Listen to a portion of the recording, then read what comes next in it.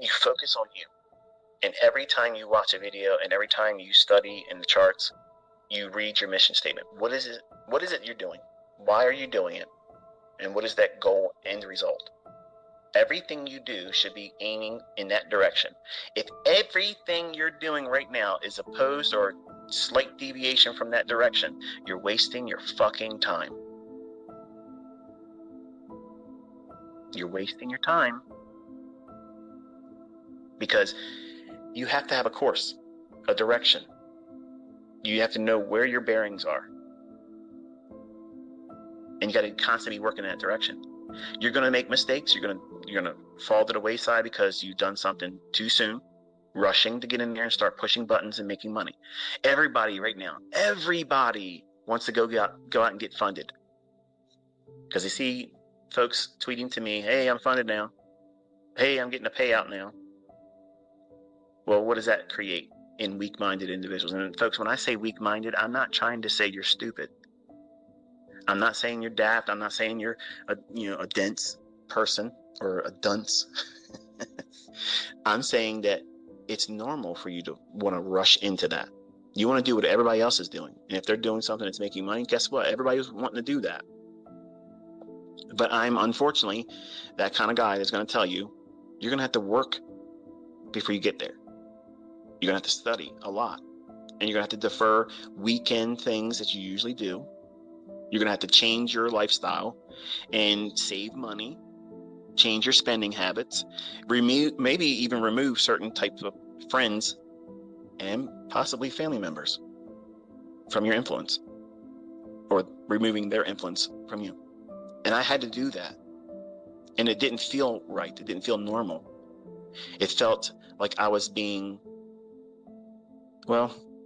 felt like I was isolating myself through depression, but these were conscious decisions I made. It wasn't like I reduced my circle of influence because of anxiety, because I had that experience too. When 2001 happened, I ended up having generalized anxiety and developed agoraphobia, which is fear of being around other people.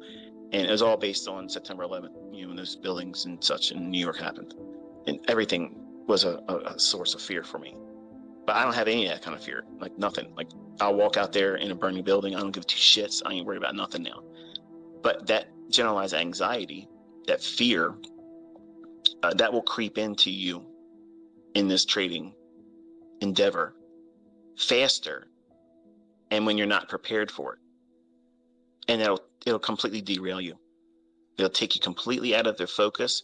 You won't know what it is you're doing, and you'll lose sight of why you're doing it.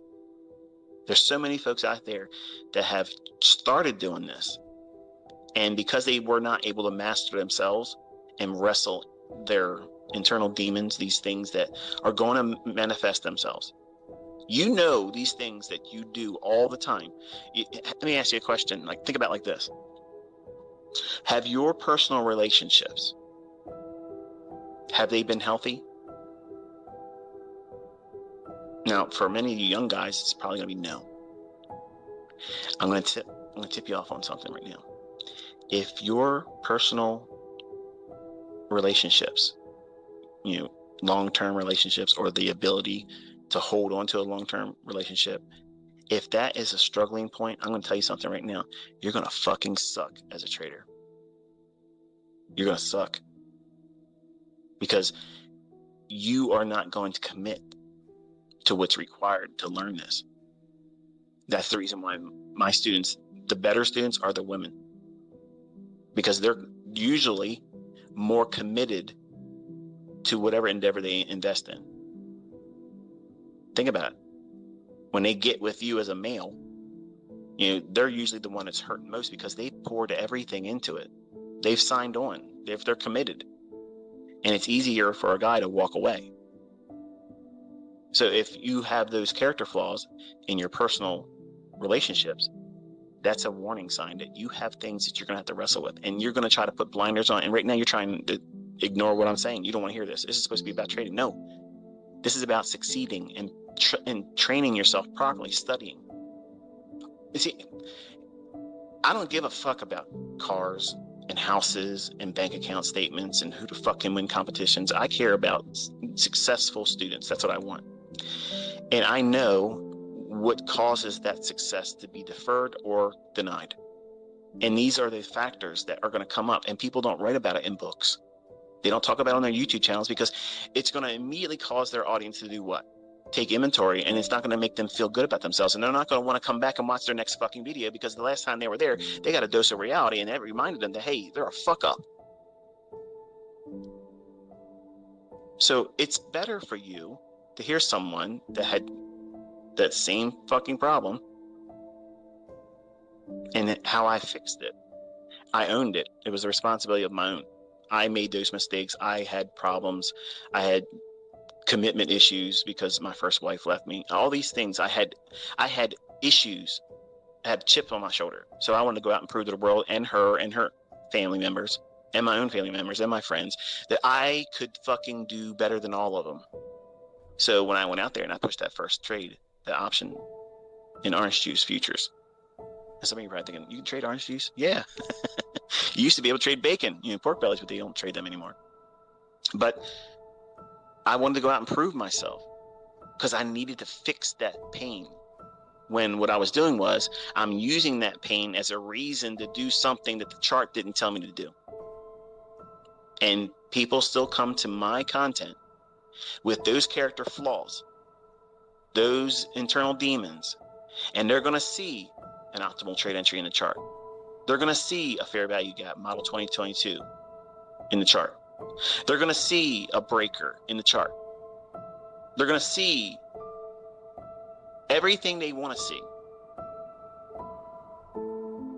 But really, what they want is an escape from that painful thing that they're feeling right now. They want to be distracted. And the worst thing you can do is use my videos as a distraction to those problems that's in you right now. You have to wrestle with them. You have to fix them. You have to take ownership and responsibility. If you cause those problems in your personal relationships, then you need to address the root causes of them. Change it. Because I'm going to tell you something. I could not find consistency when I was painfully hurting because my first wife left me. Because everything I was doing was just a reason to take away that pain. Much like a person that would use drugs, much like a person that would drink alcohol. I was self-medicating, distracting myself from the real problems because I felt like I wasn't worth it.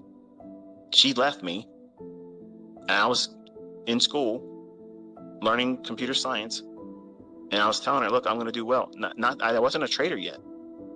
I wasn't going to be a trader. I didn't know anything about trading for me as a career. I learned about it when I was 15 and 16 from my uncle, but I just didn't want to do it. But I was hurt. I wanted to do something to change that pain and make myself be viewed by everyone around me as, wow, you're successful. And if I heard other people say that, it would replace that painful inner voice of me saying, I fucking sucked as a husband. I didn't spend enough time with her, but I couldn't do that because I was going to school and working. And we were married when she was 16 and I'm 18. I had to get her parents' signature to approve the marriage. That was doomed. But I loved her. And truth be told, I still love her. And my wife knows that. I wouldn't leave my wife for her. But you know what it's like with your first. And anybody that says anything otherwise is a fucking liar. But that scarred me. And I wanted to fix that so bad. And I was willing to do anything. And any kind of monetary loss, hey, the fuck's that? I just lost my wife. How much more could I lose? Money, that's replaceable. I can't get my wife back.